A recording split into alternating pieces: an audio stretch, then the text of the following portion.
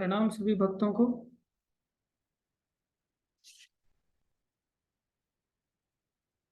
ओम अज्ञानं तिमिरन्धस्य ज्ञानाञ्जनशलाकया चक्षुरुन्मीलितं येन तस्मै श्रीगुरुवे नमः।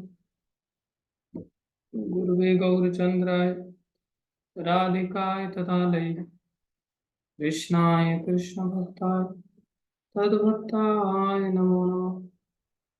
वाञ्छाकल्पतरुभ्यश्च कृपा सिन्धुभ्येव च पतितानां पावनेभ्यो वैष्णवेभ्यो नमो नमः। हरे कृष्णा।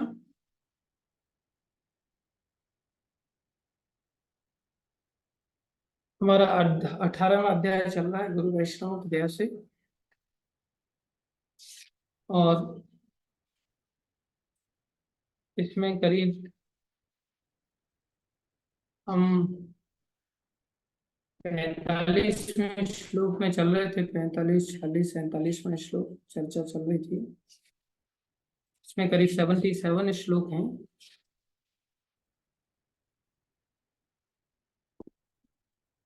करीब 27 श्लोक और बचे हैं।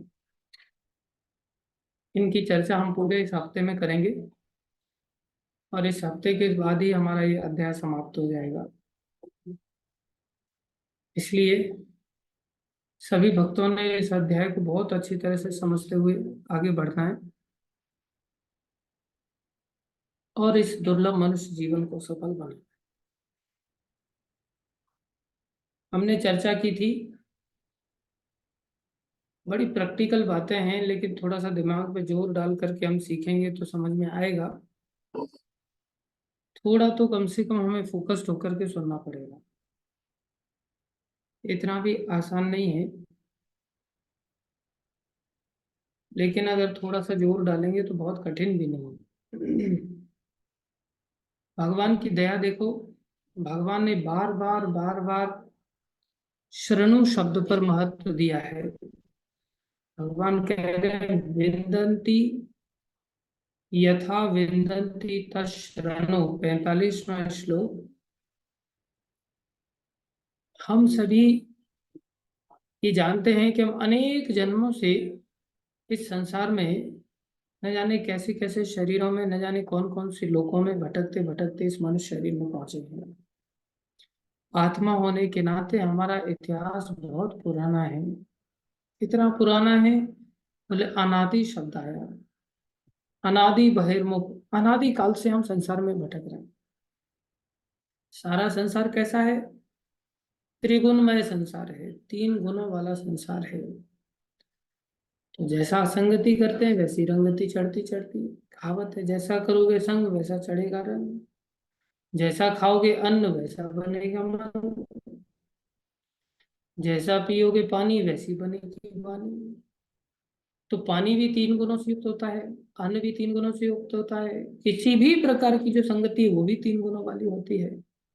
तो हम 3 गुणों से युक्त अपने जीवन को जीने के लिए बाध्य हैं इस संसार में जन्म लेने के कारण। भगवान के धाम में होते तो गुणातीत होते, लेकिन इस संसार में है तो गुणों से युक्त हैं। गुण क्या होता है हमने पहले ही बता दिया, रस्सी होती है। तो भगवान की दया की कोई सीमा हम आंक सकते हैं इस श्लोक से कि भगवान कितने दयामय हैं, जिसमें कि यहाँ घोषणा की जा रही है कि भगवान कह रहे हैं स्वे स्वे कर्मणि अविरतः। अपने अपने स्वभाव को जो तुमने अपने अपने गुणों की संगति से पाया है, स्वभाव कैसे बना? जिस गुण की संगति में हम जिए उसके कारण हमारा स्वभाव बना। तो बोले जैसे जैसे स्वभाव को हमने प्राप्त किया है, स्वे स्वे कर्मणि अविरतः संसिद्धिम लभते नरः। उसको संसिद्धि मिल जाएगी मनुष्य शरीर में आकर के। मनुष्य शरीर की विशेषता भगवान क्या बता रहे हैं, थोड़ा सा इस बात को अगर समझ लें हम, तो आपको अपना स्वभाव बदलने की जरूरत नहीं है, अपना कार्य बदलने की जरूरत नहीं है। जो स्वभाव आपका तमोगुनी है या आपका स्वभाव रजोगुनी है या आपका स्वभाव सतोगुनी है, तीनों स्वभाव के अंतर्गत आपका स्वभाव आपको ब्राह्मण की तरह कार्य करने के लिए मजबूर कर रहा है, या आपको क्षत्रिय की तरह कार्य करने के लिए मजबूर कर रहा है, या आपको वैश्य की तरह करने के लिए मजबूर कर रहा है, या आपका तमोगुनी प्रोमिनेंट और रजोगुनी थोड़ा अधिक होने के कारण, थोड़ा कम होने के कारण आपका शूद्र स्वभाव है। इसलिए हमारा तीनों गुणों के मिक्सअप के द्वारा ओवरऑल जो 4 प्रकार के वर्णों के अंतर्गत जो स्वभाव प्राप्त हुआ, या फिर हमारा ब्रह्मचर्य या क्षत्रिय, ये ब्रह्मचर्य, वानप्रस्थ, गृहस्थी, सन्यासी, किसी भी प्रकार के आश्रम के अंतर्गत अगर हमारा नेचर है, तो हम जहां पर भी हैं, हमारे तीनों गुणों के आधार पर वर्ण बनते हैं, तीनों गुणों के आधार पर आश्रम बनते हैं। कुल मिलाकर के हम जहां पर भी हैं, भगवान की दया देखो। भगवान कह रहे संसिद्धिम लभते नरः, संसिद्धिम सम्यक रूपेण सिद्धि इति संसिद्धि। पूर्ण रूप से सिद्धि हम प्राप्त कर सकते हैं। पूर्ण शुद्धि क्या है, सिद्धि क्या है? मैंने पहले बोला था, हमारी सत्ता अशुद्ध है। हमने, प्रभुपाद जी ने जो बार बार कहा है, शुद्ध है न सत्ता, हमें अपनी सत्ता को शुद्ध करना है। तो हमारा परम पवित्र भगवान को पाना है, तो अपने आप को पवित्र बनाना पड़ेगा। तो सिद्धि क्या होगी? बोले पवित्रता। बार बार बार बार हम इस बात को देखते आ रहे हैं कि भगवान ने बार बार इसी बात पर बल दिया है कि हमारा हर कार्य का लक्ष्य संसार में एकमात्र हो जाए, वो है पवित्रता। यज्ञ आदि का लक्ष्य हमने बहुत पहले ही सीखा था, कर्मों का लक्ष्य हमने पहले ही सीखा था कि मैं कोई भी यज्ञ करूं, कोई भी कर्म करूं, तो मेरा फल क्या होना चाहिए? बोले फल एक ही हमने सीखा था, वो था पवित्रता। तो संसिद्धि क्या है? संसिद्धि मतलब ऐसा नहीं कि हमें अष्ट सिद्धियां प्राप्त हो जाएंगी, अनिमा, लगिमा, प्राप्ति, ये सब अलग अलग प्रकार की जो सिद्धियां हैं, बोले अष्ट सिद्धियां प्राप्त हो जाएंगी। वो सिद्धि सिद्धि नहीं है। वास्तविक सिद्धि क्या है? वास्तविक सिद्धि है हमारे जीवन में हम पवित्रता को प्राप्त हो जाए। भगवान क्या कर रहे हैं दया करके? बोले स्वकर्म निरतः, अपने कर्म में लगे रह करके भी सिद्धिम, सिद्धि प्राप्त हो जाएगी। विंदती, कैसे? यथा विंदती, जैसे मिल जाएगी। तत् शृणु, उस रहस्य को अर्जुन तुम मुझसे सुन लो। कैसे? अपने कार्य को करने मात्र से ही व्यक्ति सारी सिद्धियों को प्राप्त कर लेगा, अपने अपने कार्य में लगे रहे। समझ में आ रहा है सभी को? अब अपना कार्य क्या है? मान लो कोई भी कार्य है किसी का, जैसे मैं कहूं कि गोली चलाने से पुरस्कार मिलता है, गोली चलाने से पुरस्कार मिलता है, क्या ये बात सही है?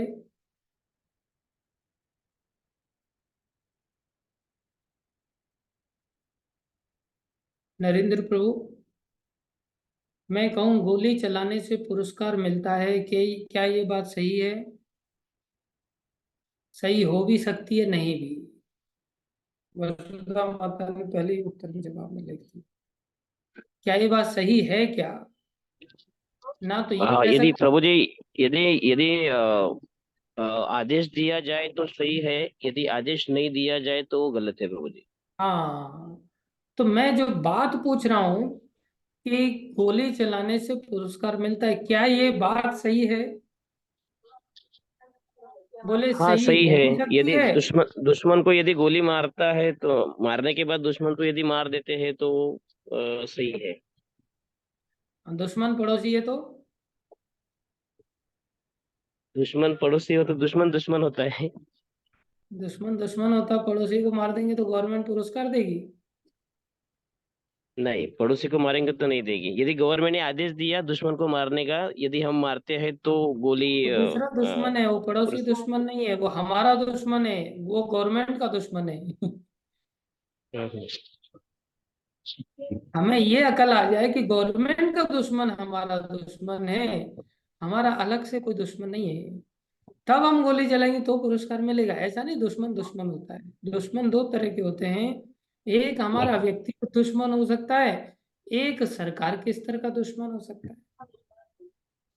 तो हम भी सरकार के अंतर्गत सरकार की प्रजा हैं, इसलिए प्रजा होने के नाते हमारा असली दुश्मन सरकार वाला होना चाहिए, ना कि अपना पड़ोसी दुश्मन हो जाए। कितने रहस्य की बात है ये। अगर हम अपनी मनगढ़ंत धारणा से किसी को दुश्मन बना लेंगे तो बोले वो खतरनाक है। समझ रहे हैं? तो जेल जाना पड़ेगा। जेल जाना पड़ेगा। ऐसे ही शास्त्र कह रहा है कि भैया जो आपको भक्ति में अनुकूलता प्रदान करे, जो भक्ति में सहायक हो, वो तो आपका मित्र है, और जो भक्ति से दूर ले जा रहा है वो आपका शत्रु है। घर वाले अगर हमें भक्ति करने के लिए नहीं दे रहे हैं, घर वाले अगर बाधा बन रहे हैं, तो घर वाले क्या बन गए? दुश्मन बन गए। दुश्मन बन गए। तो अर्जुन ने क्या किया फिर? अपने ही घर वालों पर तीर चलाए कि नहीं चलाए? हाँ चलाए। चलाए। तो अपने ही घर वालों को मारा जा सकता है कि नहीं मारा जा सकता है? यदि भक्ति में बाधा बनते हैं तो। तो अगर भगवान कहते हैं ऐसा, या भगवान के भक्त शुद्ध भक्त गुरु जी कहते हैं, जो भगवान का प्रतिनिधित्व कर रहे हैं, कि अधर्म की ओर खड़े हैं भैया, पितामह भीष्म द्रोणाचार्य आदि। अब अर्जुन के लिए तो हमें दिखाई दे रहा है ऐसा, लेकिन हमें अपने लिए भी दिखाई दे रहा है क्या ऐसा? इसलिए हम्म, शास्त्र कहता है कि जो घर के सदस्य यदि हमें भक्ति में विरोध करते हैं, तो बोले उनको बिच्छू सांप शेर बाघ आदि समझना चाहिए। और हम उनको क्या समझते हैं? गले का हार समझते हैं और गले लगाते हैं। और अगर ऐसा हमें फील होता है कि ये लोग भक्ति में बाधा करते, मंगल आरती उठने नहीं देते, जप करने नहीं देते, भगवान की शरणागति की बात आती, दीक्षा लेने की बात आती है, तो सबसे बीच में आकर के खड़े हो जाते, इतना जल्दी क्या बची है दीक्षा लेने की? बुढ़ापे में दीक्षा लेना। तो बोले इनको बिच्छू सांप शेर आदि समझना चाहिए। फिर बिच्छू को गले लगाते हैं क्या हम? अरे मार नहीं सकते तो कम से कम दूर तो चले जाओ।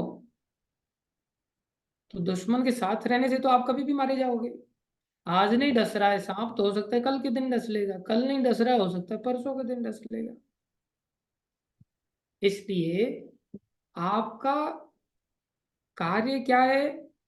बोले आप बेशक चपाती बनाने का काम करते हैं, चपाती बनाने मात्र से, जिसमें कि नाम जप वगैरह ऐसा कुछ नहीं हो रहा है, भगवान का दिया से वंदन नहीं हो रहा है, भगवान की कोई स्तुति नहीं हो रही है, आपका काम मात्र अगर चपाती बनाने का है, तो आप चपाती बना करके भी सिद्धि प्राप्त कर सकते हैं। कब? जब हम भक्तों के लिए चपाती बनाएं, ना कि उन परिवारीजनों के लिए जो परिवारीजन हमारी भक्ति में बाधा बन रहे। तो केवल और केवल चपाती बनाने से ही हम सिद्ध हो सकते हैं। कोई कुकिंग करने में एक्सपर्ट है तो केवल कुकिंग से वो भगवान की प्राप्ति कर सकता है, पवित्र हो जाएगा। क्यों? क्योंकि वो अब दुश्मनों के लिए नहीं काम कर रहा है, वो मित्रों के लिए काम कर रहा है। तो उसको गोली चलाने पर उसको पुरस्कार मिलेगा। वही चपाती उसके लिए बंधन का कारण बन जाएगी, जब वो परिवारी जनों के लिए, जो भक्त नहीं है, जो भक्त हैं उनके लिए अगर वो कोई भी काम कर रहा है, तो इवेंचुअली भगवान के लिए कार्य होगा। ध्यान दें हम। तो भगवान इस रहस्य को बता रहे हैं कि पुरस्कार मिल भी सकता है और नहीं भी मिल सकता है। अर्थात बंधन भी मिल सकता है और पुरस्कार भी मिल सकता है, सब कुछ हो सकता है। तो सब कुछ हो सकता है तो हमें क्या चाहिए? बोले हमें बंधन चाहिए, पुरस्कार चाहिए? हमें पुरस्कार चाहिए, हमें संसिद्धि चाहिए। तो भगवान यहाँ घोषणा कर रहे हैं, स्वकर्म निरता। तुम्हें श्लोक याद करना नहीं आ रहा है, चपाती बनाना आता है, तुम्हें ड्राइविंग करना आता है, तुम्हें श्लोक याद करना नहीं आता है, तुम्हें जप करना नहीं आता, लेकिन गाय की सेवा गाय चराना तुम्हें बहुत अच्छा आता है, तुम्हें थप्पड़ मारना आता है, गाली देना आता है, जो कुछ भी तुम्हें तुम्हारे स्वभाव से प्राप्त हुआ है। किसी को गटर में ही पसंद रहता है घुसे रहना, बोले तमोगुणी व्यक्ति होने के कारण अगर तुम्हें गंदा संध्या ही पसंद है तो गंदे संध्या होकर के भी तुम सिद्धि प्राप्त कर सकते हो। कैसे प्राप्त कर सकते हो? यथा विंदन्ति सिद्धिम यथा विंदन्ति, कैसे तुम सिद्धि प्राप्त करोगे? तत्श्रनु, उसे तुम सुन लो। ये सुनना कितना जरूरी। अब भगवान क्या कह रहे हैं? यतः प्रवृत्तिर्भूतानां भूतानां, सबसे पहली बात भगवान कह रहे हैं यतः प्रवृत्ति मतलब पैदा होते हैं, भूतानां मतलब जीव, जहां से जीव पैदा होते हैं वो कौन है? कहाँ से पैदा होते हैं जीव? जीव पैदा कहाँ से होते हैं? जीव पैदा कहाँ से होते हैं कौन बताएगा? थोड़ा मैसेज कर दिया करो।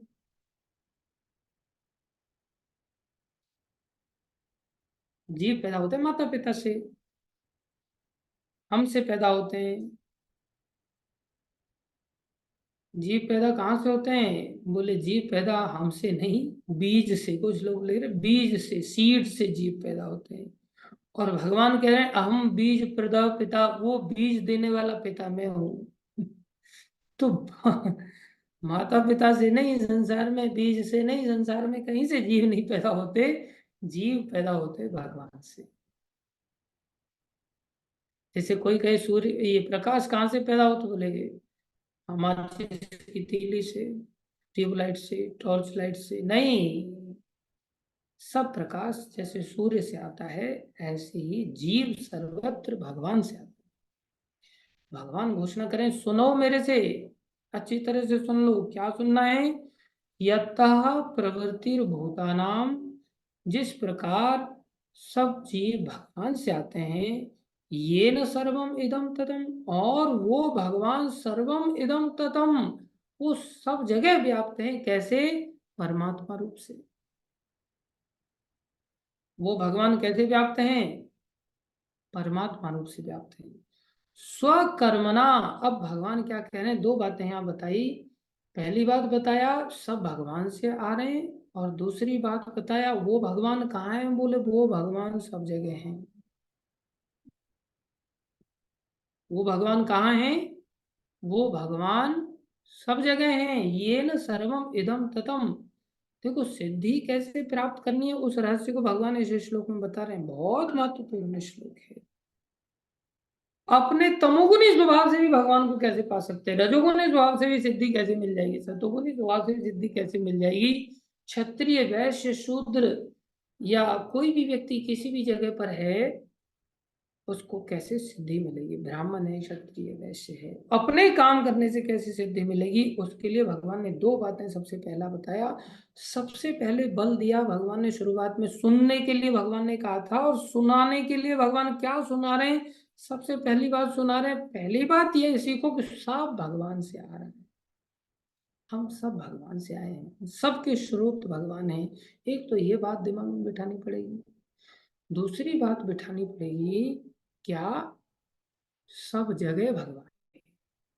अर्थात जो भगवान सब जगह हैं उनके लिए ऐसा नहीं है कि मेरे को कहीं जाऊंगा वहां जाकर के भगवान की सेवा होगी। भगवान की सेवा हम कहीं भी कर सकते। कोई ऐसा स्थान नहीं है जहां हम भगवान की सेवा नहीं कर सकते। भगवान ने सब जगह अपने आप को व्याप्त करके क्यों हमें यहाँ पर सिखा रहे हैं? बोले भगवान ये बताना चाह रहे हैं कि तुम ये टेंशन नहीं लेना कि तुम्हें कहीं जाना आना पड़ेगा मेरी सेवा के लिए। मेरी सेवा तुम जहाँ हो वहां भी कर सकते हो, जिस अवस्था में हो उस अवस्था में कर सकते हो, क्योंकि कोई ऐसी जगह नहीं है जहां पर मैं नहीं हूँ। एक तो हम ये सीखें, जैसे कोई व्यक्ति जानता है भाई मैं माता पिता से ही तो आया, तो मेरे को क्या करना कर्तव्य है? बोले मेरा माता पिता की सेवा करना। और माता पिता की सेवा कर्तव्य, लेकिन माता पिता कहीं दूर बैठे हो, हम यहाँ बैठे हो, तो सेवा करने के लिए जाना पड़ेगा। बोले भगवान के साथ ऐसा नहीं, भगवान से हम आए पहले ये सीखना है। और भगवान कहाँ है? बोले भगवान सब जगह। फिर भगवान क्या करें? स्वकर्मणा, अपने कर्म से। तम, तम माने उन भगवान को। कौन से भगवान को? जिनका की हम सभी, हाँ, जिनसे हम सभी आते हैं। और जिनका अस्तित्व सब जगह है, उन भगवान को क्या करें? स्वकर्मणा, अपने कर्म से, तम अभ्यर्च, अभ्यर्च मतलब अपने कर्म से उनकी सेवा करें। अपने कर्म से क्या करें? उनकी सेवा करें। बस, तम अभ्यर्च, इससे क्या हुआ? सिद्धिम विंदति मानव। विंदति शब्द पहले वाले श्लोक में भी आ रहा है, इसमें भी आ रहा है। विंदति मतलब प्राप्त करता है। क्या क्या प्राप्त करता है? सिद्धि प्राप्त करता है। कौन प्राप्त करता है? मानव, मानव प्राप्त करता है। श्लोक समझ में आ रहा है सबको? अर्थ समझ में आ रहा है? कौन से भगवान, कैसे हम सिद्धि प्राप्त कर सकते हैं अपने कार्य में लगे रहते हुए? बोले कार्य तो गंदे हैं, तमोगुनी व्यक्ति का गंदा कार्य है। अरे कर्म ही गंदे हैं। प्राय कर्म को अच्छा नहीं माना जाता, कर्म तो दलदल माना जाता है, कीचड़ माना जाता है। बोले उस कीचड़ में से भी एक कमल का फूल पैदा होता है। ध्यान दें, एक कमल है और एक कीचड़ है। कमल कहाँ से निकला? कीचड़ में से निकला। और कमल कैसा निकलता है कीचड़ में से? कि कीचड़ को जरा सा भी स्पर्श नहीं करता। कीचड़ के दलदल में से पैदा होने वाला कर्म भी, ये कीचड़ के दलदल में से होने वाला कमल जरा सा भी कीचड़ को स्पर्श नहीं करता।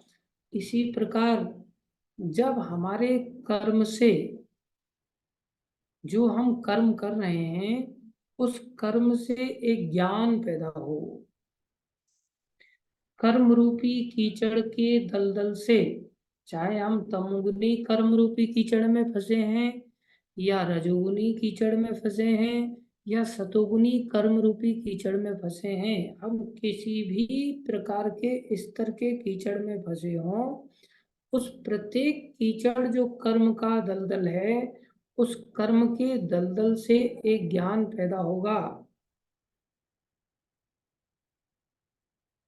कौन सा ज्ञान पैदा होगा? बोले उस कर्म के दलदल से ज्ञान कैसे पैदा हो जाएगा? कर्म रूपी कीचड़ से ज्ञान रूपी कमल कैसे पैदा होगा? बोले कर्म के कीचड़ से ज्ञान रूपी कर्म तब पैदा होगा जब उस व्यक्ति का स्वभाव जनित जो कर्म है, उस कर्म को शास्त्र से निर्देशित करा दिया जाए। इतना सा करना है। अब इसको थोड़ा सा उदाहरणों से हमें समझना पड़ेगा। किसी का तमोगुनी स्वभाव है। तमोगुनी स्वभाव क्या है? बोले वो मुर्गा काटता है, बकरे काटता है, सुअर काटता है। तमोगुनी स्वभाव है उसका। तो अगर किसी का कटिंग फटिंग करने का ही स्वभाव है, तो उस स्वभाव को बोले काटने से भगवान कैसे मिलेंगे? बोले काटने से भगवान मिल जाएंगे। काटने से हम शुद्ध हो जाएंगे।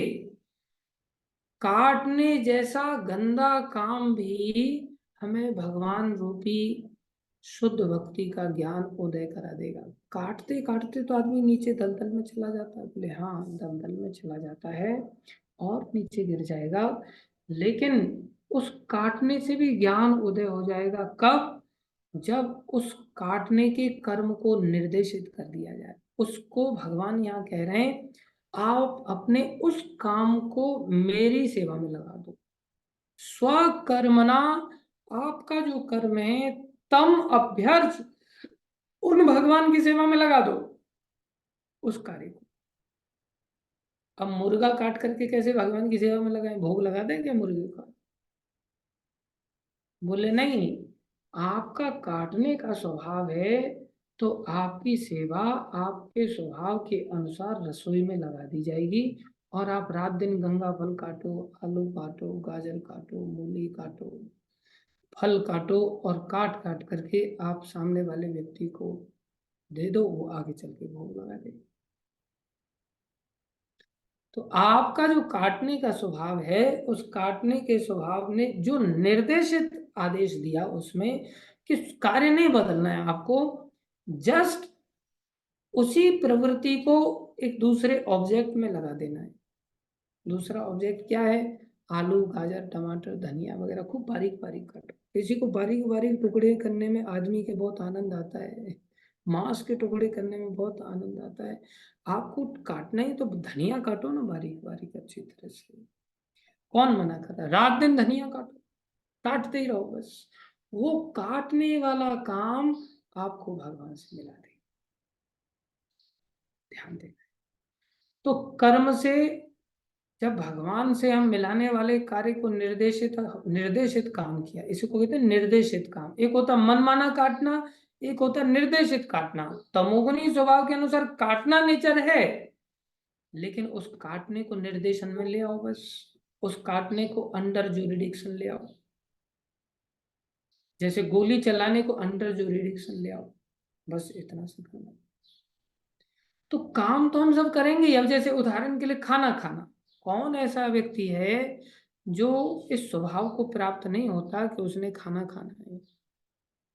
हर व्यक्ति खाना खाता है। अब खाना खाने से उसको बंधन लगेगा या उसका उद्धार हो जाएगा? बोले वही खाना खाना बंधन भी दे सकता है और वही खाना खाना उसका उद्धार भी कर सकता है। बंधन कब देगा? जब वो उस खाने को अपने लिए पका करके खाएगा।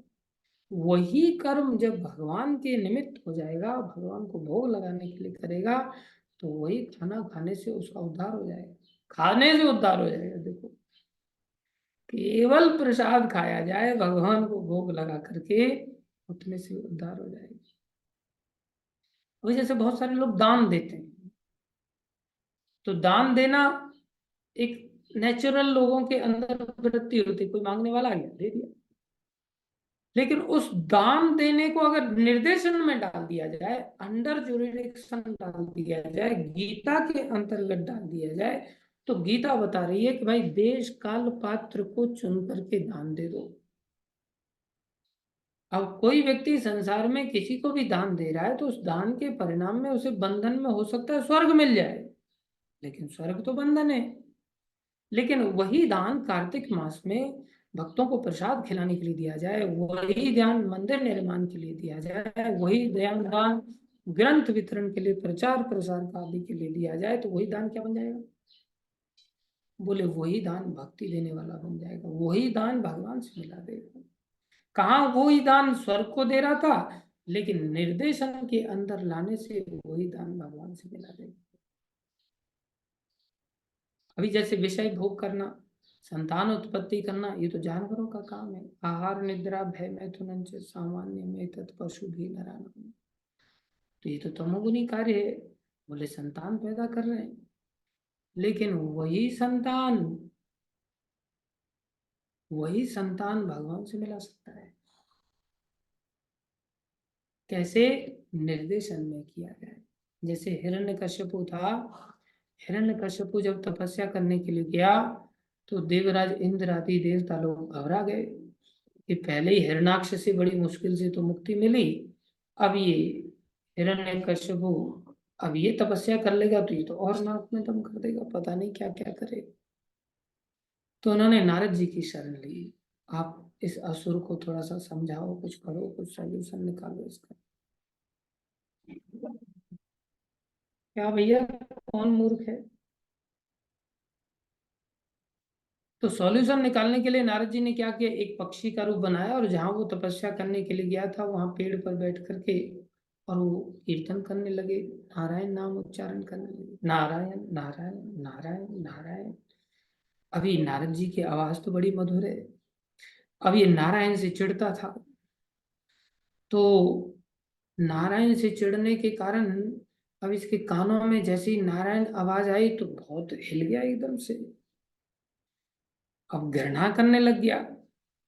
तो कई बार आदमी इतना तीव्र चिंतन अनुकूल भाव भाव में नहीं करता, जितना तीव्र चिंतन कई बार प्रतिकूल भाव में हो जाता है। हम भी अनुभव करेंगे, हम जिससे प्रेम करते हैं कई बार उसकी याद कम आती है, लेकिन जिससे घृणा करते हैं उसकी याद ज्यादा आ जाती है। तो हिरण्यकश्यप को घृणा करता था और नारायण नाम सुना तो इतना चिढ़ गया वो बोले ये मैं कहाँ आकर के फंस गया, चलो दोबारा मैं फिर से आऊंगा। वो घर चला गया वापस, और कानों में निरंतर उसके नारायण नाम गूंज रहा है। घर पे पहुंचा, पत्नी का यादू से मिला। बोले आप तो तपस्या करने के लिए गए थे, वापस कैसे आ गए? बोले अरे वहां नारायण का सब जगह, नारायण ने पता नहीं कहाँ कहाँ अपना विस्तार कर रखा है। बोले वहां पर भी पक्षी आ गया था, और वो नारायण नारायण चिल्ला रहा था। मैं ब्रह्मा जी से वरदान पाना चाहता हूँ नारायण को मारने के लिए, और वहां नारायण का ही वातावरण था। तो मैंने सोचा चलो वापस चलते हैं, दूसरी जगह जाएंगे। तो बोले मैंने प्लान चेंज कर दिया, मूड ऑफ हो गया। तो वापस आ गया वो। वापस आ गया तो उस रात को उसने गर्भवती किया कयादू को। तो गर्भदान हुआ, तो नारायण की चेतना में गर्भदान किया, नारायण का चिंतन करने से गर्भदान हुआ। तो किसी को निर्देशित दिया जाता है, भाई संस्कार होते हैं, गर्भदान संस्कार होता है, और मृत्यु का अंतिम संस्कार होता है। पूरा जीवन काल में कुल मिलाकर के 16 संस्कार होते हैं। जीवन संस्कारों से युक्त होना चाहिए, तो सबसे पहला संस्कार तो गर्भदान संस्कार होता है। तो भोग वृत्ति तो जानवर की वृत्ति है ही, लेकिन उस भोग वृत्ति को यदि निर्देशित कर दिया जाए, आप जानवर ही अगर हम, अगर मैं जानवर हूं और उस जानवर वृत्ति को जस्ट शास्त्र से निर्देशित करके थोड़ा सा भगवान का नाम लेकर के अगर अच्छी तरह से भजन करके अगर गर्भदान किया जाए, तो बोले उससे प्रहलाद जैसी संतान उत्पन्न हो जाएगी। तो कार्य तो हुआ, लेकिन उस कार्य के पीछे संतान तो उत्पन्न हो रही है, लेकिन संतान अब साधारण वर्ण संकर पैदा नहीं होगी संसार की, जिसमें वो अपने खुद मरने वाला है और पूर्वजों को भी नरक में ले जाने वाला है। किसी के पूर्वज स्वर्ग में भी पहुंचे होंगे, तो ऐसे ऐसे कर्म करती है संतान को, उसके कारण पूर्वज नरक में चले जाते हैं। कितना बड़ा भारी बंधन है संतान पैदा करना, कितना घातक हो सकता है। और इधर भोग वृत्ति से इसने संतान पैदा किया, भोग वृत्ति बनी हुई है। तपस्या में क्रोध थोड़ी जा रहा है, जब क्रोध नहीं गया तो काम तो पहले से ही भरा पड़ा है उसके अंदर, तो काम वृत्ति को अपनाया। लेकिन काम वृत्ति ये के प्रकार बाई चांस नारद जी की दया से उसको नारायण के चिंतन के साथ अपना लिया, उसने निर्देशित बन गई उसकी काम वृत्ति, जाने या अनजाने में। परिणाम क्या हुआ? संतान कैसी पैदा हुई? संतान प्रहलाद जी जैसी पैदा हुई। तो संसार में हम गृहस्थ जीवन में हैं, और हमें अगर संतान उत्पत्ति हमारा स्वभाव है, हम उस स्वभाव से बाहर नहीं आ पा रहे हैं, तो उस स्वकर्म को भगवान को सौंप दो। कैसे? भगवान के निर्देशन में आने से। तो ऐसा ज्ञान रूपी कमल जो कि संसार के कर्म रूपी कीचड़ से निकला था, लेकिन ये कीचड़ को स्पर्श नहीं करेगा, हमारा उद्धार कर देगा।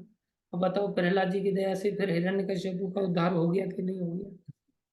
उसके और भी 3 बच्चे थे, और भी परिवारिक सदस्य थे, लेकिन उद्धार किसी की वजह से नहीं हुआ। उद्धार केवल, और कोई अलग काम उसने उद्धार के लिए किया नहीं था, एक ही काम उससे बन गया, इस संस्कार के कारण प्रहलाद जैसे पुत्र का जन्म हो गया। तो उसी कर्म ने उसको भगवत धाम पहुंचा दिया कि नहीं पहुंचा दिया? जबकि भगवान ने उसका वध कर दिया, दुश्मनी निभा रहा उल्टा उस प्रहलाद से। उस बेवकूफ को पता नहीं कि प्रहलाद के कारण मेरा उद्धार होगा। मर गया, भगवान नरसिंह वरदान मांगने के लिए प्रहलाद जी को कह रहे हैं, और प्रहलाद जी कितने उदार हैं। प्रहलाद जी कह रहे हैं आप बस देना ही चाहते हो तो मेरे पिताजी का उद्धार करो, ये वरदान, या भक्तों की संगति मेरे को साथ में दे दो, मेरे गुरु नारद जी का सानिध्य। तो बताओ, बोले उसकी चिंता मत करो, उनका उद्धार पहले ही हो चुका है। तो कैसे उद्धार हुआ? केवल एक कर्म से सिद्धि मिल गई कि नहीं मिल गई? बहुत ध्यान देने वाली बात है कि हमारी अलग अलग प्रकार की सेवाएं हमारे स्वभाव के अनुसार अगर दी जाएं, तो स्वभाव के अनुसार वो सेवा करना। देखो भक्त लोग मंदिर में क्यों नहीं टिक पाते हैं? कारण क्या है? बोले उनके स्वभाव के अनुसार सेवा नहीं मिलती। किसी का स्वभाव कीर्तन करने का है तो उसको गौ सेवा चेप दी जाती है, किसी का स्वभाव गौ सेवा का है तो उसको बुक डिस्ट्रीब्यूशन थमा दिया जाता है। किसी का स्वभाव बुक डिस्ट्रीब्यूशन का है तो उसको रसोई में बर्तन धोने भेज दिया जाता है। किसी का स्वभाव बर्तन धोने का है तो उसको चपाती बेलने लगा दिया जाता है। किसी का स्वभाव निष्काम है, वैरागी है, तो उसको पैसा कलेक्शन करने के लिए लगा दिया जाता है। नहीं, अरे किसी का स्वभाव डॉक्टरी का है तो उसको डॉक्टर की सेवा करने लगा दो ना मंदिर में। जैसे हमारे राजा राम प्रभु का डॉक्टरी का स्वभाव है, वो लोगों को डॉक्टर बन करके इलाज करते हैं। अगर उनको आपने औषधि का इलाज नहीं दिया तो वो अपनी डॉक्टरी मंदिर में दूसरी जगह चलाएंगे। अब डॉक्टर का काम क्या होता है? प्रेस्क्रिप्शन देना, ये करो ये करो ये करो, ये खाओ ये खाओ, ये सुबह खाना, दोपहर को खाना, शाम को खाना, प्रेस्क्राइब कर देता है फटाक से लिख करके। और अगर नहीं मानता पेशेंट प्रेस्क्रिप्शन को तो डॉक्टर कहता दोबारा शक्ल मत दिखाना, मेरी दवाई नहीं खाते हो तो जाओ बाहर में जाओ। अगर मैंने राजा राम प्रभु को मंदिर में डॉक्टरी की सेवा नहीं दूंगा तो राजा राम प्रभु दूसरे लोगों को दूसरा प्रेस्क्रिप्शन देने लग जाएंगे। अच्छा, दूसरा प्रेस्क्रिप्शन देने लग जाएंगे और राजा राम प्रभु की बात कोई नहीं मानेगा तो राजा राम प्रभु का पारा चढ़ जाएगा और बोलेंगे मेरे सामने मत आना, तुम मेरा दिमाग खराब करके रख दिया। तो मैं क्या करता हूँ, हाँ प्रभु जी कोई डॉक्टरी वाले प्रेस्क्रिप्शन लिखते रहो तो वैसे लेकर के शांत। अगर वो प्रेस्क्रिप्शन बंद किया तो दूसरा प्रेस्क्रिप्शन चालू हो जाएगा। अच्छा, दूसरा प्रेस्क्रिप्शन चालू हो जाएगा तो दुश्मनी बन जाएगी। इसलिए दवाइयों वाला प्रेस्क्रिप्शन लिख करके दो, आपके स्वभाव में वो लिखा है तो आप उसी प्रेस्क्रिप्शन को चालू रखो। लेकिन मंदिर में इस प्रकार से सेवा करो। एक लीडर के लिए स्वभाव के अनुसार सेवा देना ये बहुत कठिन हो जाता है। लीडर को पहचान करना कि किस व्यक्ति का शूद्र स्वभाव है, किस व्यक्ति का वैश्य स्वभाव है, किस व्यक्ति का क्षत्रिय स्वभाव है, किस व्यक्ति का ब्राह्मण स्वभाव है, ये स्वभाव के अनुसार सेवा देना बहुत कठिन हो जाता है। हर व्यक्ति अपने आप को मंदिर में आकर के घोषणा करता है कि मेरा तो ब्राह्मण स्वभाव है, और जो स्वभाव है ही नहीं उसका। वो चाहता है बस मैं भाषण देना चाहता हूँ, उसको नीचे उतार करके, जबकि वो गटर साफ बढ़िया कर सकता है, टॉयलेट साफ बढ़िया कर सकता है, लेकिन फिर भी दूसरों को प्रतिष्ठा पाते हुए देखता है तो उसको लगता है प्रचार करने वाले ही लोग धाम को जाएंगे, हम तो गटर साफ करते ही यहीं रह जाएंगे। बोले ऐसा नहीं है, गीता कह रहा है तुम अपने स्वभाव को चाहे टूटा फूटा ही अपना काम करो, लेकिन उस काम से तुम्हारी सिद्धि आसान है। और दूसरे के काम को आप बहुत अच्छी तरह से करते हो, लेकिन अच्छी तरह से करने पर भी तुम्हारी सिद्धि की संभावना इतनी अच्छी नहीं है। कितनी अच्छी बात की है भाई, तुम सिद्धि की गारंटी है भैया तुम्हारे पास, और तुम अपने स्वभाव के अनुसार तुम्हें उसमें आनंद आएगा और तुम लंबे समय तक उस काम को कर पाओगे। इसलिए आजकल के समय में ये जो स्वभाव को पहचान करके जो सेवाएं देना एक मंदिर के अंदर इतना सहज नहीं होता, जबकि पहले राजा लोग स्वभाव के अनुसार लोगों को कामों में लगा देते थे, जॉब दे देते थे। पहले ऐसा क्यों हो जाता था, अब क्यों नहीं हो पाता है? बोले पहले इसलिए हो जाता था कि स्वभाव के अनुसार, गुण और कर्म के स्वभाव के अनुसार भगवान ने सृष्टि को विभाजित किया है। इसलिए पहले वर्णाश्रम सिस्टम संसार में इस्टेब्लिश था। इसलिए कोई भी किसी भी वर्ण का दिखाई देता था, किसी भी आश्रम का दिखाई देता था, उस वर्ण और आश्रम के अनुसार उसको सेवा में लगाना सहज हो जाता था और उसे सेवा दे देते थे। अब समाज में ये वर्णाश्रम प्रणाली ध्वस्त हो गई। क्यों ध्वस्त हो गई? क्योंकि लोगों ने भगवान की इस बात को सुना नहीं। जैसा भगवान ने यहाँ श्लोक में बोला ना, कैसे सिद्धि प्राप्त कर सकते हैं अर्जुन, सुन लो इसको। तो जो स्वभाव के अनुसार कार्य करने की जो प्रणाली थी, जिसमें भगवान के लिए कार्य किया जाता था, भगवान को सर्वस्व मान करके भगवान सब जगह व्याप्त हैं, ऐसा समझ करके जब कोई भगवान के लिए कार्य करता था, चाहे शूद्र हो, वैश्य हो, या ब्राह्मण हो, या क्षत्रिय हो, या ब्रह्मचारी हो, गृहस्थी हो, वानप्रस्थी हो, सन्यासी हो, कोई भी व्यक्ति अपने वर्ण और आश्रम के अपने अपने कर्तव्य के अनुसार जब सेवा करता था तो उससे सबका उद्धार हो जाता था। हर व्यक्ति अपने कार्य मात्र में, निर्देशित कार्य मात्र में स्वभाव से युक्त होकर के जब लगता था तो उसकी सिद्धि बड़ी सहज हो जाती थी। अब ये वर्णाश्रम प्रणाली हो गई ध्वस्त संसार में। अब ध्वस्त हो गई तो निकाल निकाल करके, वैसे इतनी वर्ण आश्रम प्रणाली को सारे संसार में स्टैब्लिश करना इतना आसान काम तो है नहीं। कलयुग का वरदान है, कलयुग का पहरा है। कलयुग के पहरे के अंतर्गत सबका दिमाग खराब हो गया। क्यों दिमाग खराब हो गया? क्योंकि सबने सुनना छोड़ दिया। ये रहस्य तो तब समझ में आता, ये समझावट तो तब आती दिमाग में जब हमने सुना होता। अब संसार में लोग सुनते तो है नहीं। जब सुनते नहीं हो तो उनका दिमाग काम नहीं करता है। इसलिए वर्णाश्रम प्रणाली को समाज में स्टेब्लिश करना इतना आसान नहीं रहा, लेकिन मंदिर के अंदर इसे स्थापित किया जाता है। लेकिन मंदिर के अंदर भी लोगों ने तो संसार का सुना है। मंदिर के अंदर भी वही व्यक्ति अपने स्वभाव के अनुसार समर्पित कर पाता है सेवा को, जो अच्छी तरह से कथा सुनता है।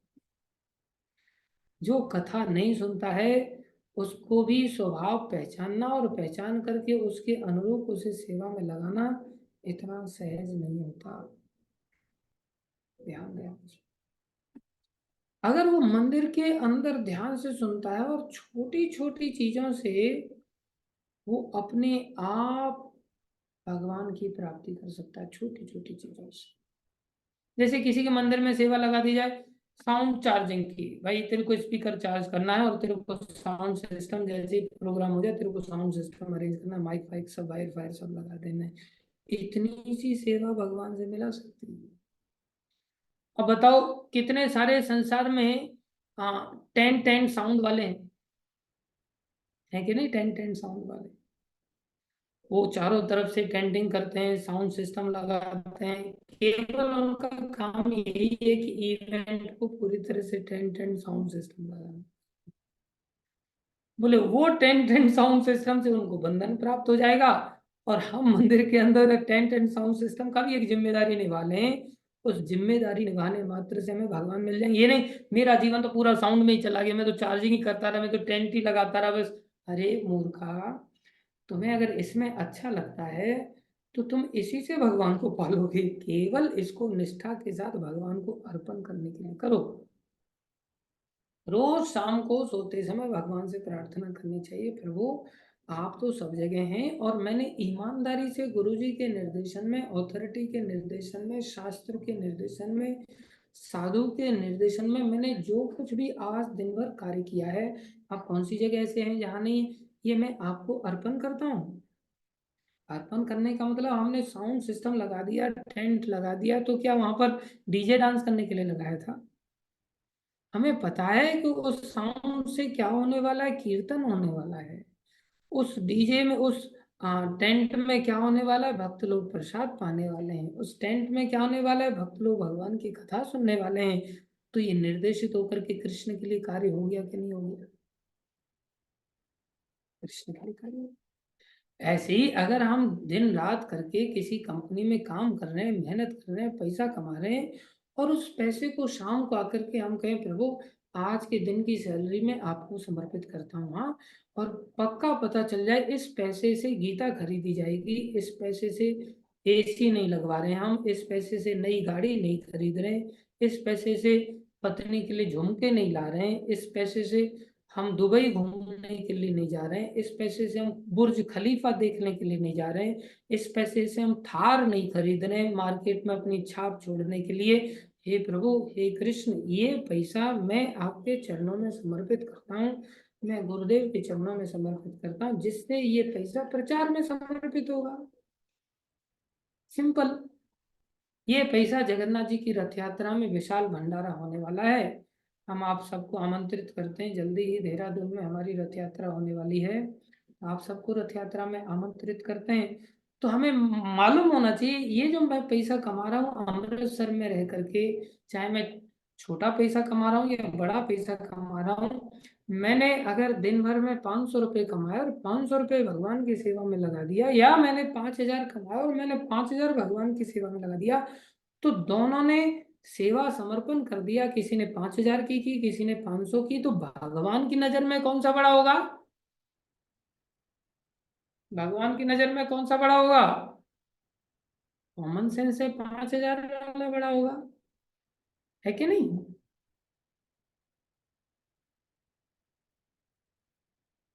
कोई बोलने के लिए तैयार नहीं, सब गर्दन हिला रहे हैं, हाँ सही बात है। अरे भगवान की नजर में 5,000 वाला बड़ा नहीं है। भगवान की नजर में 500 वाला भी वही स्तर का है और 5,000 वाला भी वही स्तर का है, क्योंकि दिन का 100% 500 के रूप में उसने भी दे दिया, और दिन का 100% 5,000 के रूप में उसने भी दे दिया।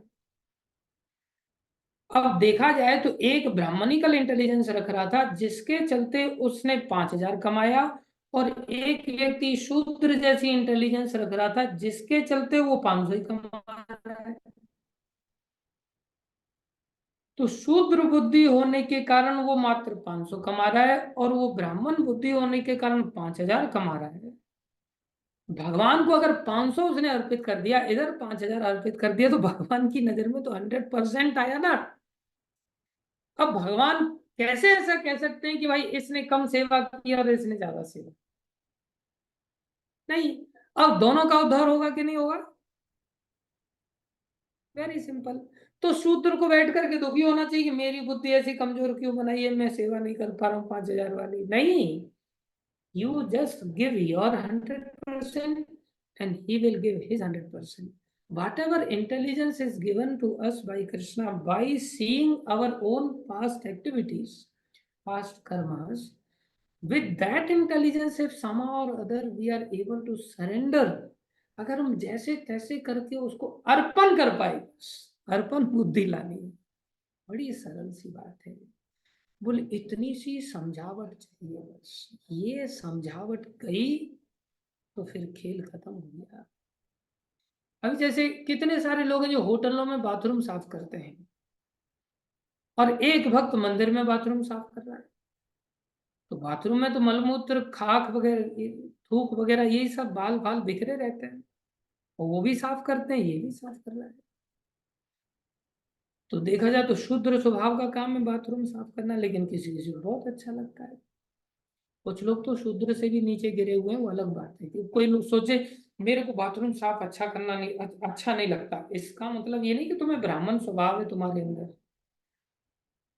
ब्राह्मण का काम भी कीर्तन तुम्हें अच्छा नहीं लगता, क्षत्रिय का काम तुम्हें अच्छा नहीं लगता, तुम्हें एडमिनिस्ट्रेटिव बोले ये तो एक प्रकार से बोले, हाँ क्या कहते हैं उसको, प्रपंच है बोले। मंदिर का झंझट उठाना प्रपंच है।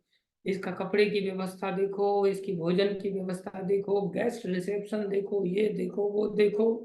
तुमसे मैनेजमेंट भी नहीं होती, तुमसे श्लोक याद भी नहीं होते। ऐसा भी नहीं कि दिन रात तुम्हें कथा करना अच्छा लगता हो, वो भी अच्छा नहीं लगता।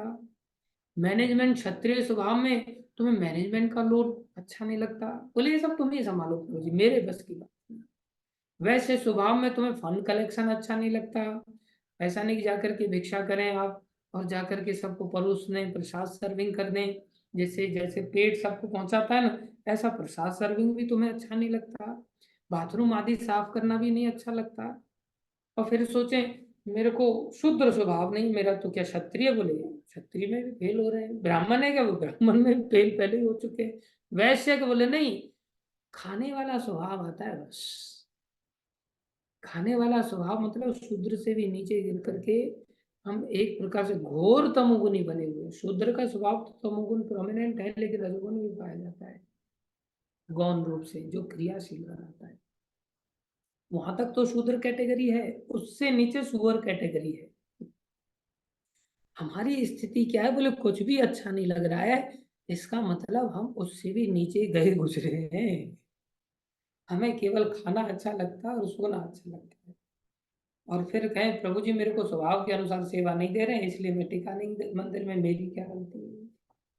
स्वभाव के अनुसार तो फिर तुम्हें सुअर बाड़ी में भेज देना चाहिए था, मंदिर में क्यों रह रहे हो?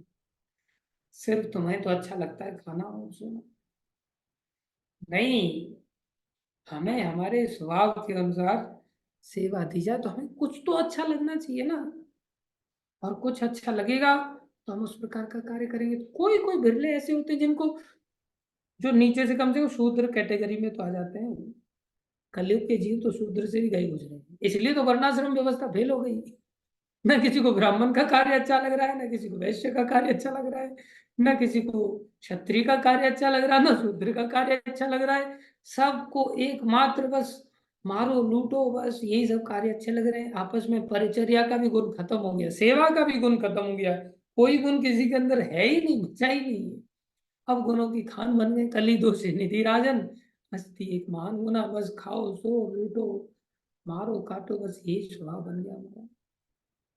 जबकि क्लीनिंग करना भी अगर एक स्वभाव है, तो एक भक्त अगर बाथरूम साफ कर रहा है मंदिर के, बोले उस बाथरूम साफ से भी माला का फल मिल जाएगा उसको।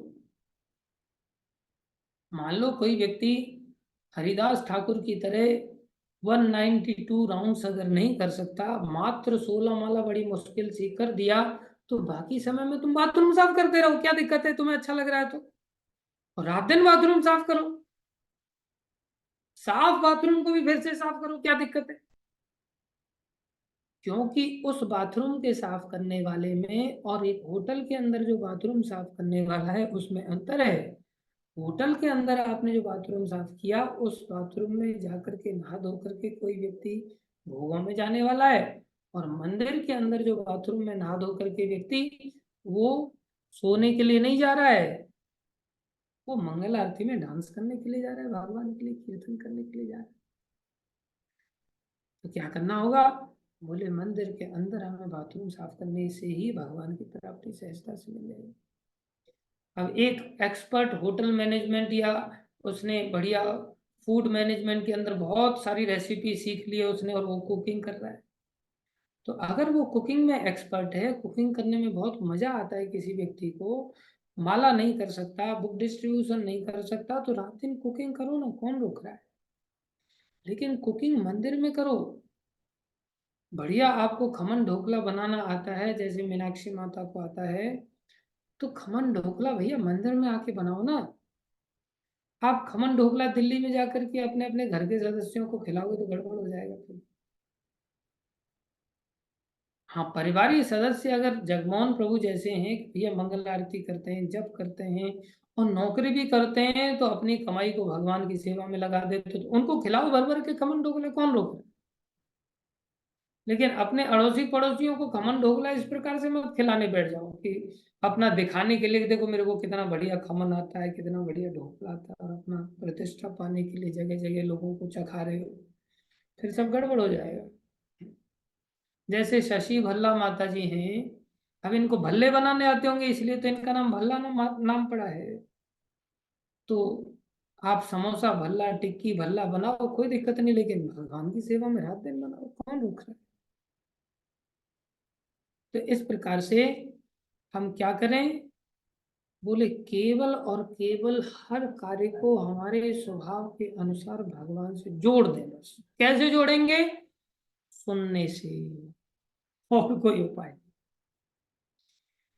दुनिया में वर्णाश्रम सिस्टम के माध्यम से राजा लोग बड़ी आसानी से अपने सारे राज्य का उद्धार कर लेते थे। अब तो मंदिर के अंदर मंदिर के रहने वालों का भी उद्धार हो जाए तो बहुत बड़ी बात है। लेकिन मंदिर में उन्हीं लोगों का उद्धार सहज हो सकता है जो लोग कथा सुनते हैं, क्योंकि कथा ही भगवान से कनेक्ट करती है। कथा ही वो वस्तु है जो कनेक्ट करते, भगवान की जब कीर्ति को सुनते हम, तो फिर हमारे अंदर सेवा गंगा उदय हो जाती है।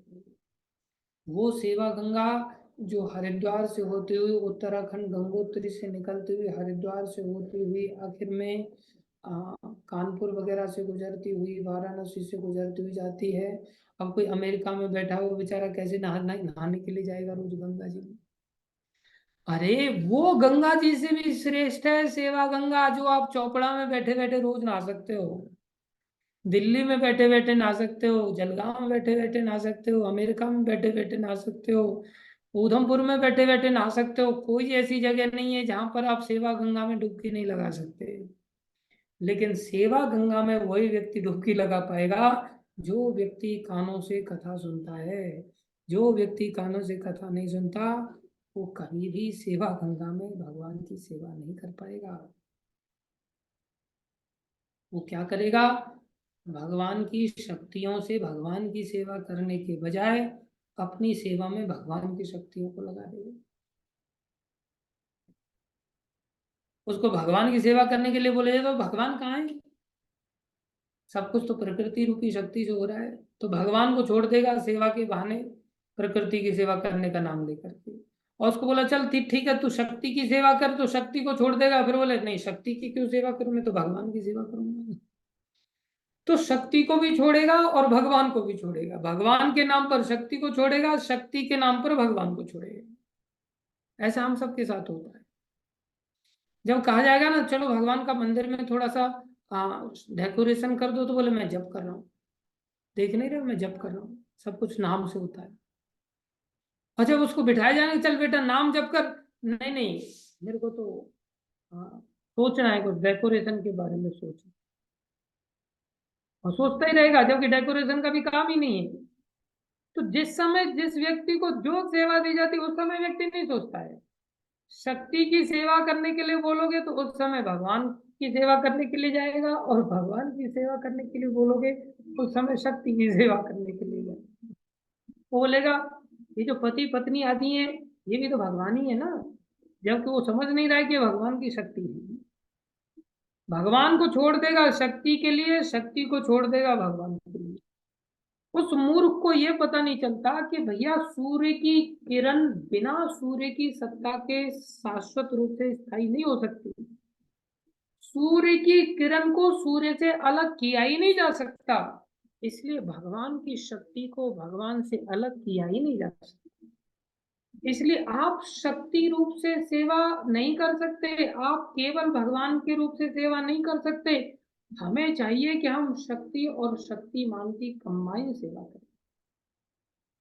इसलिए हमारे कल्चर में राधा रानी और कृष्ण की सेवा की जाती, केवल कृष्ण कृष्ण नहीं करते हम लोग, हरे कृष्णा करते हैं।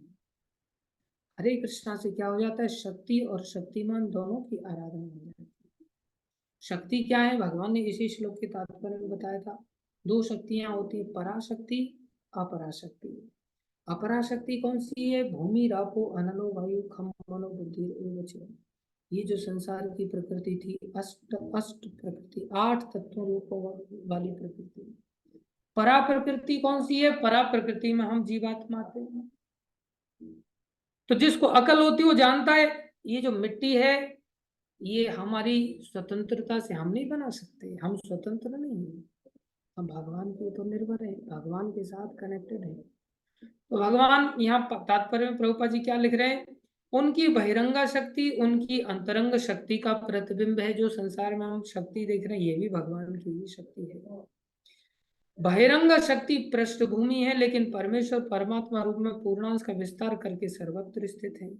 हमें चाहिए हम दोनों शक्तियों से भगवान की सेवा करें, अर्थात जो कुछ भी भूमि रापो अनलो वायु रूप से जड़ प्रकृति में दिखाई दे रहा है उसको भी भगवान के साथ कनेक्ट करें। जो कुछ भी हमारे जीवन में हम व्यक्तिगत तौर से आत्मा होने के नाते शक्ति महसूस कर रहे हैं उस शक्ति को हम भगवान की सेवा में लगाएं। लेकिन हम भगवान से विमुख होकर के जीवन जीते हैं, परिणाम में हम ब्राह्मण जैसा स्वभाव प्राप्त करके भी उद्धार नहीं कर पाते। ब्राह्मणिकल क्वालिटीज होने के पश्चात, सतोगुनी होने के पश्चात भी हमारी सिद्धि नहीं प्राप्त होती, जबकि तमोगुनी हाथ मार जाता है। इसलिए घोर तमोगुनी लोगों ने जब चैतन्य महाप्रभु की शरण लिया तो उन सबका उद्धार हो गया। नरोजी डाकू जैसे लोग उद्धार को प्राप्त हुए। दूसरी ओर जो अभिमानी ब्राह्मण थे वो लोग महाप्रभु की शरण में नहीं आ पाए और उनका उद्धार नहीं हो पाया। जंगली जानवरों का उद्धार कर दिया चैतन्य महाप्रभु ने, केवल कनेक्ट कर दिया। इसलिए हम क्या करें, अपने जीवन को स्वतंत्र, हम वैसे भी है नहीं। अब बताओ कोई सांस लेने के लिए स्वतंत्र है क्या, अपनी घर की वायु है क्या किसी की? हम वैसे भी स्वतंत्र नहीं है, लेकिन स्वतंत्र इच्छा हमारी सबसे बड़ी बीमारी है। स्वतंत्र इच्छा के चलते हम काम करते हैं लेकिन काम में निर्देशन को स्वीकार नहीं करते। सबसे भयानक बीमारी यही है कि हम स्वतंत्र इच्छा का दुरुपयोग करते हैं। जब हम स्वतंत्र इच्छा का त्याग करके निर्देशन को स्वीकार करते हैं, निर्देशित होकर के कर्म करते हैं, तो इसी संसार के कर्म रूपी कीचड़ से ज्ञान रूपी कमल का उदय होगा और भगवान से हमें मिला देगा। जरूरी नहीं है कि हमें ब्राह्मण कुल में जन्म लेना पड़ेगा तभी उद्धार होगा, हमारा कहीं से भी उद्धार हो जाएगा। ये कितने विश्वास के साथ भगवान ने हमें ये बात समझाया। इसलिए भगवान ने कहा श्रेयान स्वधर्मो विगुणः, बिना गुण के भी अपने अपने काम में लग जाओ। अपने काम में मतलब अपने काम को लेकर के जिसमें आप एक्सपर्ट हो बताओ जाकर के, मैं प्रभु जी अकाउंट में बहुत एक्सपर्ट हूँ, जाकर के बता दो। आप चाहें तो मेरे को ये सेवा दे सकते हैं, सेवा ले लो, निर्देशित से। स्वधर्म श्रेयान स्वधर्मो विगुणः पर धर्मात् स्व अनुष्ठिता, दूसरे की टांग में टांग मत अड़ाओ। ये नहीं कि मेरे को ये सेवा कब मिलेगी, ये सेवा कब मिलेगी, टेंशन मत लो, बिल्कुल भी गारंटी दी जा रही है भाई आपको। स्वभाव नियतम कर्म, अपने स्वभाव से काम करो तो लंबे टिक जाओगे। और 2-4 दिन राग आलाप करोगे, स्वभाव में तुम्हारे है नहीं, जबरदस्ती राग आलाप कर रहे हो, दूसरे भी आपके राग को सुन करके भाग जाएंगे। सबको पता है ये फटा बांस, ये फटे हुए बांस की आवाज आ रही है, इसके राग में कोई आकर्षण तो है नहीं, फिर भी माइक छीनने में पीछे नहीं रहता, ये बार बार माइक छीनता है। ऐसा चेष्टा मत करो। आप दूसरे लोग आपको छोड़ के चले जाएंगे तो आप कौन से रहने वाले हैं, या तो दूसरे आपको भगा देंगे कुछ इकड़म तिकड़म पॉलिटिक्स करके, या आप दूसरों को भगा दोगे, तो दोनों में से कोई नहीं टिक पाएगा।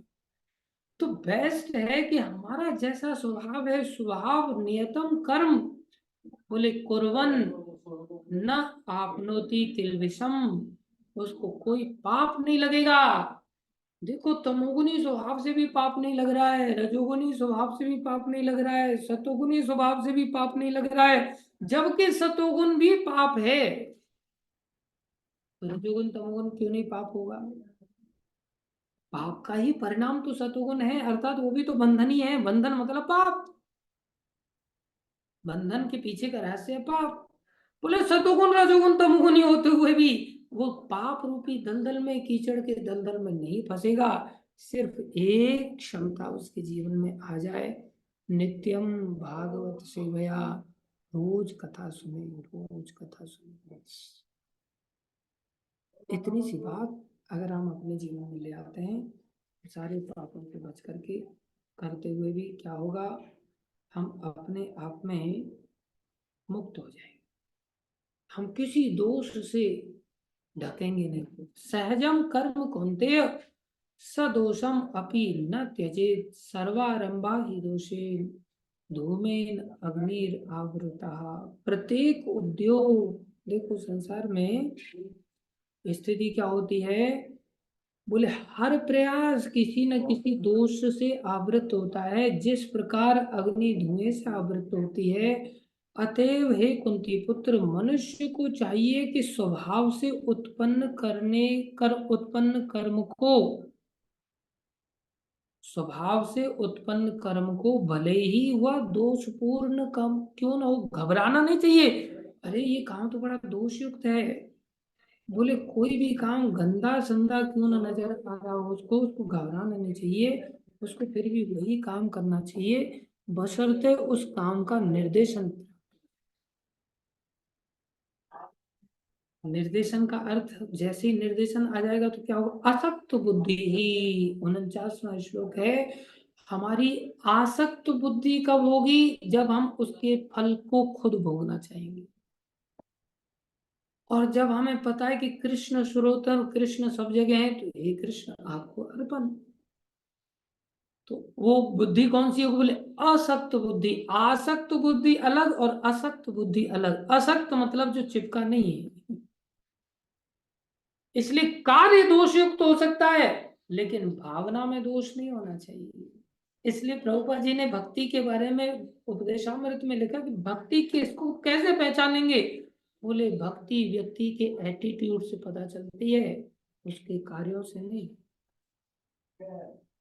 कोई भी व्यक्ति घटिया से घटिया कार्य करते हुए, हत्या करते हुए, झूठ बोलते हुए, चोरी चपाटे करते हुए, कुछ भी करते हुए देखा जा सकता है, लेकिन असक्त बुद्धि से अगर वो करे, अर्थात भगवान के लिए दोष युक्त कार्य भी भगवान को अर्पण कर दे, अरे चोरी करके आप 10 लाख मार के ले आए, 10 लाख के 10 लाख आप पूरे के पूरे समर्पण कर दो।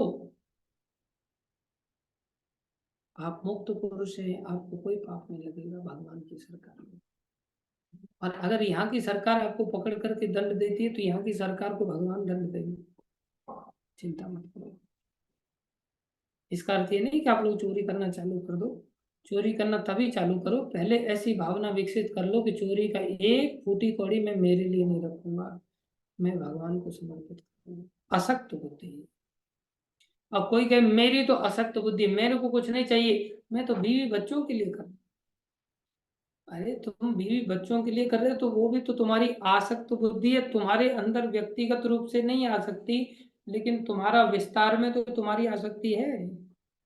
पत्नी तुम्हारा ही तो विस्तार है, बच्चे तुम्हारे ही तो विस्तार हैं। तुम्हारा विस्तार रूप में उनके लिए कर रहे हो तो भी तुम्हारी आसक्त बुद्धि हो गई। फिर चाहे आसक्त बुद्धि से आप अच्छे से अच्छा कार्य कर रहे हो तो भी बंधन में बंधोगे। ये कितने रहस्य की बात। असक्त बुद्धि सर्वत्र जित आत्मा विगत स्पृहा, उसकी एक ही पहचान होती, जित आत्मा उसने मन को जीत लिया है। आत्मा मतलब मन, उसने मन को जीत लिया है। पहचान क्या है? विगत स्पृहा, उसकी अपनी कोई व्यक्तिगत इच्छा नहीं है, स्पृहा खत्म। यही क्या है? नैष्कर्म्य सिद्धिम परमाम, यही नैष्कर्म की सिद्धि है। इसी को निष्काम कर्म कहते हैं। महाराज इसी पर बल देते हैं, निष्काम भक्ति करो, निष्काम काम करो, भगवान के लिए काम करो, भगवान के लिए काम। और ऐसा नहीं कि आप भगवान के लिए काम करके उपकार कर रहे हो भगवान के ऊपर, नहीं। भगवान ही हमारे लिए आधार है, हर कार्य के लिए हमसे कुछ होने वाला भी नहीं है। सांस भी ले रहे हैं तो भगवान की दया से, पलक झपक रहे हैं भगवान की दया से, सूर्य के प्रकाश के कारण हमें भगवान की दया से संसार में कुछ दिखाई दे रहा है। हम जो कुछ भी कर रहे हैं केवल भगवान की दया से हम सब कुछ कर रहे हैं। इससे क्या होगा? परमाम सिद्धिम, परमाम परम सिद्धि मिलेगी। बोले संन्यासेन अधिगच्छति, यही संन्यास के द्वारा प्राप्त होती है। संन्यास किसको कहते हैं? अर्थात हम अपने कर्म का, कौन से कर्म का? काम में कर्म का त्याग करते हैं। अब हम कोई कामना वाला काम नहीं करेंगे, हम अब आदेश वाला काम करेंगे। चाहे हमारा स्वभाव घटिया है तो भी घटिया स्वभाव के अनुसार घटिया वाला हम आदेश ले लेंगे, लेकिन घटिया काम के लिए ही सही, लेकिन आदेश ले लेंगे। उस आदेश से ही वो कार्य से दिव्य कमल उदय होगा जो हमें भगवान के चरणों तक पहुंचाएगा। जैसे एक कीड़ा फूल की संगति पाकर के भगवान के चरणों तक पहुंच जाता है कि नहीं? जस्ट फूल का आकर्षण होने के कारण। ऐसे ही जब हम निष्काम कर्म रूपी, निष्काम में कामना रहित काम, अर्थात भगवान के लिए काम, व्यक्तिगत कामना रहित काम, असक्त बुद्धि से जब हम भगवान के लिए काम करेंगे तो इस ज्ञान रूपी कमल के साथ पाकर के हम भगवान के चरणों तक पहुंच जाएंगे। हमारी सिद्धि गारंटेड है। फिर चाहे शूद्र कुल में पैदा हुआ हो, काला कलूटा है, गोरा है, लंबा है, पतला है, मोटा है, हाँ पढ़ा लिखा है, अनपढ़ है, जैसा भी है, बस उसको भगवान के प्रति समर्पित कर दें। इस प्रकार से 49वें श्लोक तक हम पहुंचे हैं। आगे कल पहुंचेंगे। धन्यवाद सभी भक्तों का भगवान की वाणी भगवत गीता की जय। इस अध्याय, इस हफ्ते में हम ये सारा चैप्टर खत्म कर देंगे। पूरी तरह से निष्ठा के साथ कृपा करके इस अध्याय को सब लोग सुनो। जीवन भर के लिए कम से कम 2 अध्याय याद रहे हमें। एक तो कम से कम हमें 12वां अध्याय याद रहना चाहिए, जो भक्ति योग वाला कंक्लूजन अध्याय था 6 अध्यायों के बीच वाले अध्यायों का। और एक 18वां अध्याय हमें याद रहना चाहिए। कम से कम 2 अध्यायों को तो हम सार रूप में याद रखें किसी भी हालत। धन्यवाद सभी का धैर्यपूर्वक श्रवण कर। शिला प्रभुपाद की जय। भगवान की वाणी भगवत गीता की जय। श्री गुरु महाराज की जय। अनंत कोटि वैष्णव वृंद की जय। आप सब भक्तों की जय। हरे कृष्ण।